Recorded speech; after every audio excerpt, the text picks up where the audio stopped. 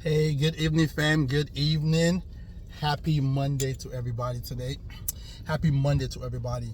So listen, I hope this message reached the right person, bro, right? Because I've been doing this financial goal rules the past few days now.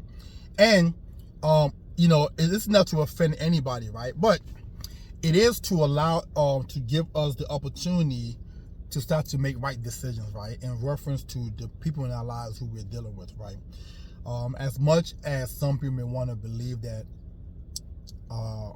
money is not everything, or it's not like let me phrase this: money is definitely not everything, but it does play a major role in our lives, right, and decisions that we make, and how prosperous we're going to be later on in life, what we can do for our children, what we can do for our grandkids, right? So this is rule number 3, okay? Relationship financial goals, rule number 3. Don't take people too seriously who are major spenders. Don't take people too seriously who are stuck on labels, who must have labels, who can't live without labels. Don't, and when you sit down with an individual, right, and you're talking to them about goals and savings and things like that, and they're more interested in vacation,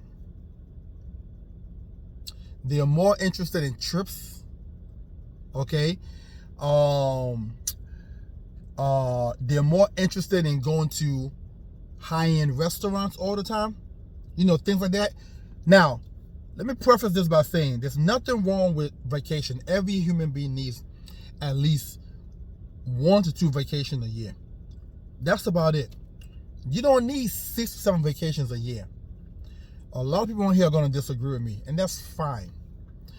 But when we look at it, how much are these on the average? Let's say bare minimum, a couple.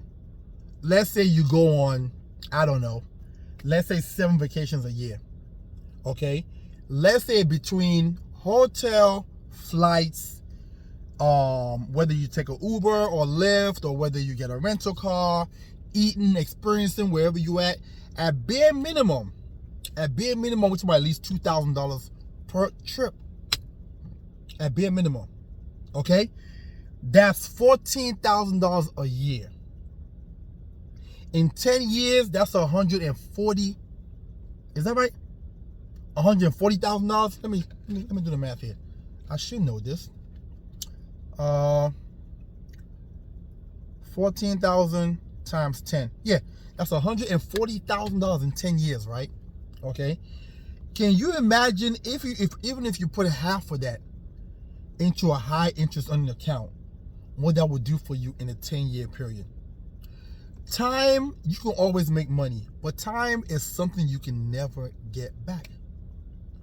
And when you lose time when it comes to money, it can be detrimental to you. So when you are out here dating people and you're asking questions that are unnecessary, like, again, what's your hobby? What do you like to do? Things like that. I think, again, once you reach a certain age, the age of 40, for example, there has to be a more in-depth, deeper questions than a question a 20-something-year-old will be asking. You understand? So, again, if you're sitting down with this person, or let's say you're currently with the person, right?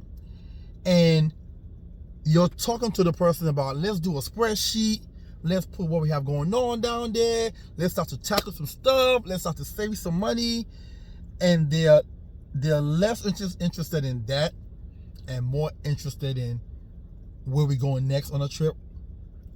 You understand? Where we eating out next? I don't know if this is the person you want to go long term with. You understand? Because again, whoever you choose to get with can either lift you up in life or take you down in life. It's either or. If the person you choose to get with is not aligned with what you're trying to do, there's no way you can be uplifted. If that person is against what you're trying to do, it's a high likelihood it's a downward spiral. So listen, happy Monday to you guys again. I don't want to hold you up too long. I hope this helps out today. And again, this is for my 40-year-old and above. This ain't for everybody. Okay? But even a 30-year-old, this is a great message. You understand? Because again, we know for a fact that most divorces happen not because of infidelity. Okay, that's like second. The number one reason why most people get divorced is usually finances. It's usually finances. Okay? And finance can be money that you don't have and things like that, bills, whatever. But it could also be the fact that you're so much in debt that you both have to work crazy hours and you both don't get to see each other and you fall apart. Finances. All right? So listen, I hope you guys have a wonderful and blessed evening. Talk to you soon.